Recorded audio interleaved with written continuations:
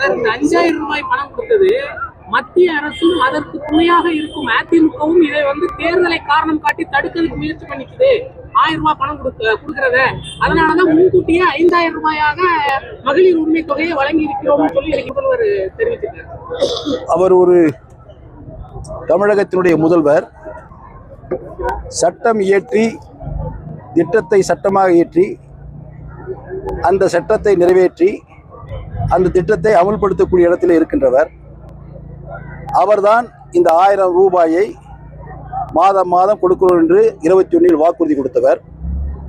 36 மாதம் கொடுக்காமல் 36 மாதம் கழித்து தேர்தலுக்காக வாக்குறுதிக்காக அந்த திட்டத்தை நடைமுறைப்படுத்தியிருக்கிறார். அந்த திட்டத்தை நடைமுறைப்படுத்துகின்ற போது நிச்சயமாக அரசு ஆணை பிறப்பித்திருக்க வேண்டும். அந்த அரசு ஆணை நடைமுறையில் இருப்பது என்பது அனைவருக்கும் தெரிந்த ஒன்று. அது முதலமைச்சருக்கும் தெரியும்.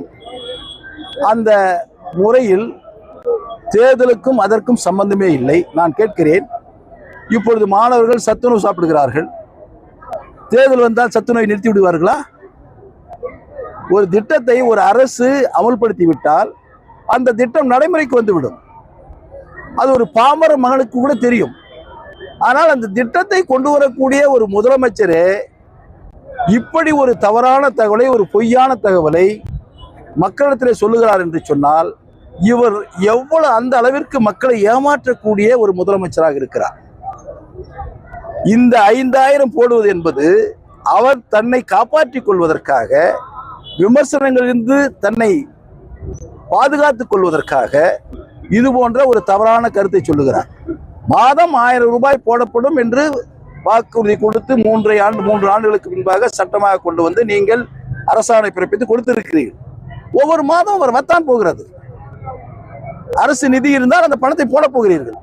நிதி இல்லை என்றால் அரசு தடுமாற்றம் செய்யப்படுகிறது. ஆனால் அந்த திட்டம் அமலில் இருக்கிறது. அப்படி இருக்கின்ற போது நிதி இருந்தால் அடுத்த மாதம் வர இருக்கிறது. அதே போல அடுத்த மாதம் வர இருக்கிறது. மே மாதம் என்ன தேர்தல் நடக்கின்ற நேரத்தில் ஏன் அதை அட்வான்ஸாக நீங்கள் கொடுக்கிறீர்கள்? என்ன அர்த்தம்? அரசு பணத்தை எடுத்து ஊழல் செய்திருக்கிறார் என்று முதலமைச்சர். ஒரு திட்டத்தை முறையாக மாதம் மாதம் கொடுக்க வேண்டிய அந்த திட்டத்தை முன்கூட்டியே மக்களிடத்தில் கொடுக்கிறார் என்று சொன்னால் அடுத்து வருகின்ற தேர்தலில் அவர்களுக்கு ஆசை காட்டி வாக்குகளை பெறுவதற்காக இவ்வளவு பெரிய தவறை செய்திருக்கிறார். அது நான் வன்மையாக கண்டிக்கிறேன்.